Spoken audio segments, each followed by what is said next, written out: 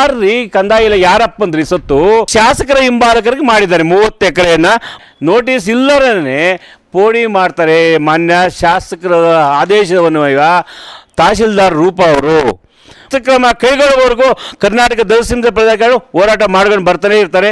ಜೈ ಭೀಮ್, ಜೈ ಭಾರತ್. ಜೈ ಭೀಮ್ ಬಂಧುಗಳೇ, ಏನಿವತ್ತು ಸಹಾಯಕ ಕಮಿಷನರ್ ಅವರನ್ನು ಭೇಟಿ ಮಾಡಿದ್ದೀವಿ. ಕರ್ನಾಟಕ ದಲಿತ ಸಿಂಹಸೇನೆಯ ಎಲ್ಲ ಪದಾಧಿಕಾರಿಗಳು ಕೂಡ ಭೇಟಿ ಮಾಡಿ ವಿಷಯ ಏನಪ್ಪ ಅಂದರೆ ಕೋಲಾರ ಜಿಲ್ಲೆ ಮಾಲೂರು ತಾಲೂಕು ಟೇಕಲ್ ಹೋಬಳಿ ನಿದ್ರಮಂಗಲ ಗ್ರಾಮದಲ್ಲಿ ಸರ್ವೆ ನಂಬರ್ 155 ಸುಮಾರು 500 600 ಎಕರೆ ಜಮೀನು ಗೋಮಾಳ ಜಮೀನಿದೆ. ಆ ಜಮೀನಲ್ಲಿ ದೀನ ದಲಿತರು ಮತ್ತು ಅಲ್ಪಸಂಖ್ಯಾತರು ವಾಸ ಮಾಡೋವಂಥವ್ರಿಗೆ ಪೋಡಿ ಆಗಲಿಲ್ಲ. ಕೃಷ್ಣ ಬೈರೇಗೌಡರು ದೂರದೃಷ್ಟಿ ಏನಪ್ಪ ಅಂದರೆ ಪೋಡಿ ಮುಕ್ತ ಗ್ರಾಮ ಮಾಡಬೇಕಂತ ಒಳ್ಳೆ ಸ್ಕೀಮ್ ತಗೊಂಬಂದಿದ್ದಾರೆ. ಪಾಪ ಕೃಷ್ಣ ಬೈರೇಗೌಡರು ಪ್ರಬುದ್ಧರಿದ್ದಾರೆ, ಪಾಪ ಅದರಲ್ಲಿ ಕೂಡ ಎರಡು ಮಾತಿಲ್ಲ.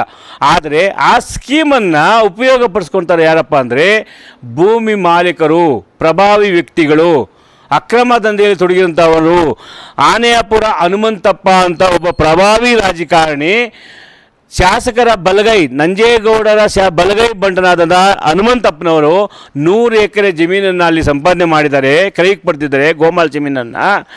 ಆ ಜಮೀನನ್ನು ವಿತೌಟ್ ನೋಟಿಸ್ ಕೊಡ್ದಿರೇ, ನೋಟಿಸ್ ಇಲ್ಲರೇ ಪೋಡಿ ಮಾಡ್ತಾರೆ. ಮಾನ್ಯ ಶಾಸಕರ ಆದೇಶವನ್ನು ತಹಶೀಲ್ದಾರ್ ರೂಪ ಅವರು ಮತ್ತು ತಹಶೀಲ್ದಾರ್ ರೂಪ ಅವರು ಮಾಡಿದಂಥ ಪ್ರಕರಣದಲ್ಲಿ ಮುಸ್ಲಿಮ್ಸ್ರು 30 ಎಕರೆ ಇದೆ, ಅದು ಶಾಸಕರ ಹಿಂಬಾಲಕರಿಗೆ ಮಾಡಿದ್ದಾರೆ. 30 ಎಕರೆಯನ್ನು ಮುಸ್ಲಿಮ್ಸ್ ಜನಾಂಗದ ಜಮೀನುಗಳನ್ನು ಮಾಡಿದ್ದಾರೆ.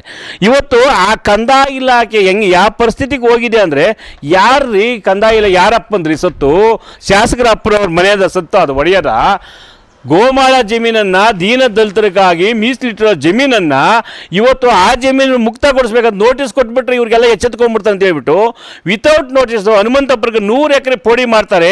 ಶಾಸಕರ ಹಿಂಬಾಲಿಗೆ 30 ಎಕರೆ ಮಾಡ್ತಾರೆ. 130 ಎಕರೆ ನೋಟಿಸ್ ಇಲ್ದೇ ಪೋಡಿ ಮಾಡಿದ್ದಾರೆ. ಅಂದರೆ ನಾವು ಎಲ್ಲಿಗೆ ಹೋಗ್ತಾ ಇದೆ ಮಾಲೂರು ತಾಲೂಕು ಕಂದಾಯ ಡಿಪಾರ್ಟ್ಮೆಂಟು ಅಂತ ಕೃಷ್ಣ ಬೈರೇಗೌಡರು ಒಂದು ಪ್ರಶ್ನೆ ಮಾಡಬೇಕು. ಇವತ್ತು ಪೋಡಿ ಮುಕ್ತ ಮಾಡ್ತಾ ಇರೋದು ಕೃಷ್ಣ ಬೈರೇಗೌಡ್ರೆ ಶಾಸಕರ ಹಿಂಬಾಲಕರಿಗೆನಾ?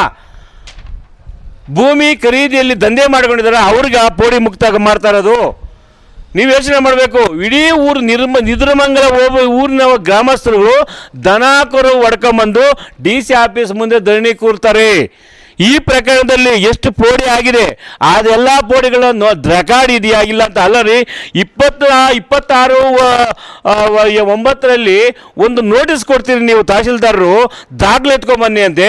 ಆನೆಯಾಪುರ ಹನುಮಂತಪ್ಪನವರ ಅವ್ರ ತಾತನ ಮನೆ ಆಸ್ತಿನ ಎತ್ಕೊಂಬಂದು ದಾಖಲೆ ಕೊಡೋಕ್ಕೆ?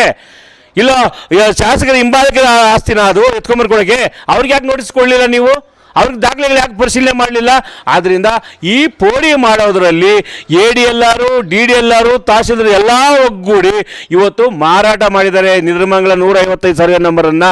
ಆದ್ದರಿಂದ ಆ ಮಾಡಿರೋ ಪೋಡಿ ಎಲ್ಲ ದಾಖಲೆ ಪರಿಶೀಲನೆ ಮಾಡಬೇಕು. ನಾನು ನಿನ್ನೆ ವಿಡಿಯೋದಲ್ಲಿ ಕೂಡ ಹೇಳಿದ್ದೆ, ಮಾಲೂರು ತಾಲೂಕು ಭ್ರಷ್ಟರ ಕೈ ಕೆಳಗೆ ನಿಂತಿದೆ, ಭ್ರಷ್ಟಾಚಾರದ ಮೂಲಭೂತ ಹಕ್ಕಾಗ್ಬಿಟ್ಟಿದೆ ಅಲ್ಲಿ ಮಾಲೂರು ತಾಲೂಕು.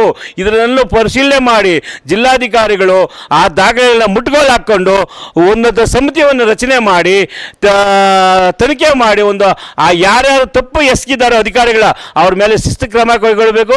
ಆ ಶಿಸ್ತು ಕ್ರಮ ಕೈಗೊಳ್ಳುವವರೆಗೂ ಕರ್ನಾಟಕ ದಲಿತ ಪ್ರಜೆಗಳು ಹೋರಾಟ ಮಾಡ್ಕೊಂಡು ಬರ್ತಾನೆ ಇರ್ತಾರೆ. ಜೈ ಭೀಮ್, ಜೈ ಭಾರತ್. ಜೈ ಭೀಮ್.